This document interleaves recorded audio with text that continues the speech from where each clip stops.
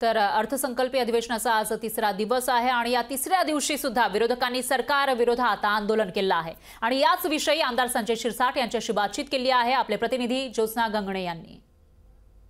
अर्थसंकल्पावरती टीका करत पायऱ्यांवरती आंदोलन केलेलं आहे। या संदर्भात बातचीत करण्यासाठी आपल्या सोबत आहेत शिवसेनेचे आमदार संजय शिरसाट। त्यांनी अर्थसंकल्प वाचलेला नाही, अर्थसंकल्पाची माहिती नाही आणि त्यांच्याकडून आम्ही अपेक्षाही करत नाही की ते चांगलं बोलतील। कोणती गोष्ट त्यांनी चांगली ॲक्सेप्ट केली? आम्ही मराठा आरक्षण दिलं, ॲक्सेप्ट नाही। आम्ही शेतकऱ्यांसाठी पैसे दिले वाढून, ॲक्सेप्ट नाही। आम्ही महिलांसाठी एक वेगळं स्कीम तयार केली, ॲक्सेप्ट नाही। मातंग समाज असेल, चांभार समाज असेल त्यांसाठी पैशाचे पुन्हा महामंडळ स्थापन केले, ॲक्सेप्ट नाही। त्यांना चांगल्या गोष्टी दिसतात कोणत्या?